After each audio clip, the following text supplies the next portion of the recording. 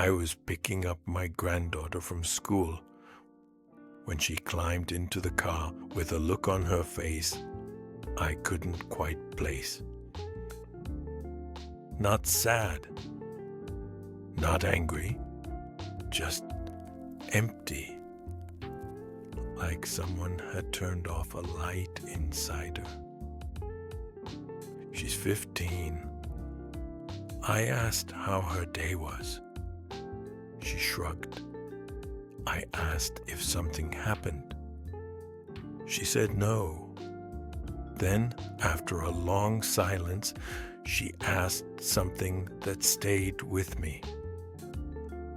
Grandpa, does it ever feel like nothing you do actually matters?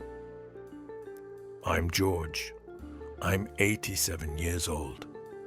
I've lived through wars, recessions, family tragedies, and failures I wouldn't wish on anyone.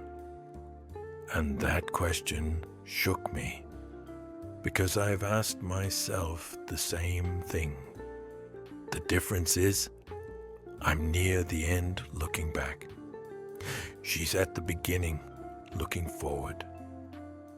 And somewhere between those two views, I finally understood something. We live in a world obsessed with impact.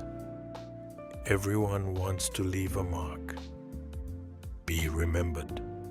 People chase careers for significance, post online for validation, measure worth by attention. And I get it. But after nearly 9 decades, here's what I know. The things that matter most rarely feel important in the moment. Let me tell you about my neighbor, Margaret. She taught 3rd grade for her entire career. Never married. No children. When she retired, maybe 30 people showed up in a gym. No headlines, just flowers and a plaque. She passed 2 years later. I expected a quiet funeral. Instead, the church was full. Doctors, teachers, parents, all standing to say the same thing. Margaret believed in them. She stayed late, learned names, helped when kids struggled. She never tried to change the world. She just showed up. And decades later, her impact kept moving. That's when I realized we think mattering means being seen. But life is built on small moments between people. A conversation that steadies someone.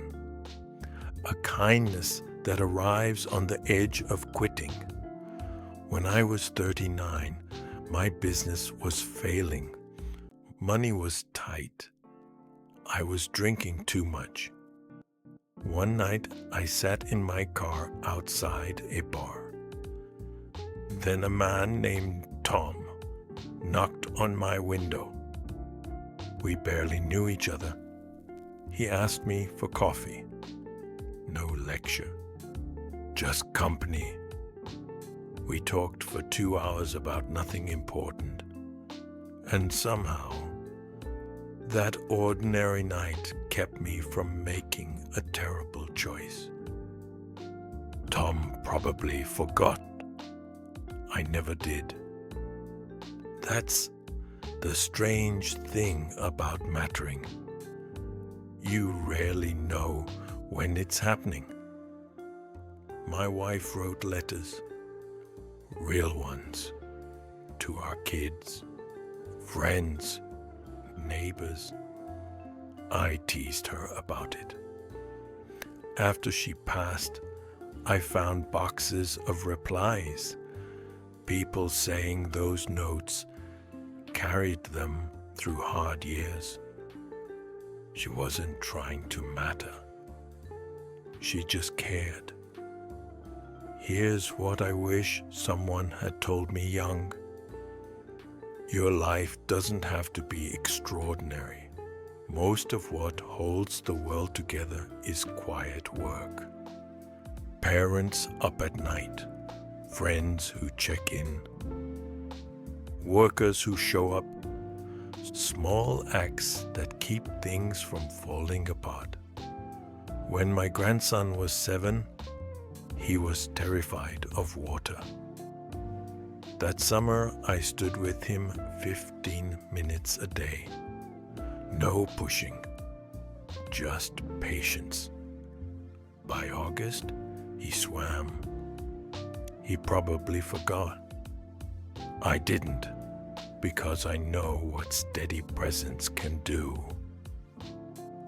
Last week at the grocery store, the cashier looked exhausted. I almost walked out. Instead, I asked how she was. She said her mother was sick. We talked for 3 minutes. I told her what she was doing mattered. She thanked me twice. Did it change the world? No. But it mattered. So here's my answer to my granddaughter. Yes, what you do matters, just not in flashy ways. It matters in patience, in honesty, in staying, in helping when no one's watching. Your life doesn't have to be loud, just present, kind. I'm 87. When I think about what I want my life to mean, I don't think about awards. I think about people I loved well. Moments I was truly there. Times I helped without credit. Those are the things that last. That's what really matters. And if you're still wondering whether what you do matters, let me leave you with this. Pay attention to the people closest to you. Slow down when someone needs time.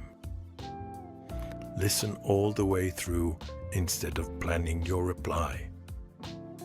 Say the kind thing even when it feels small.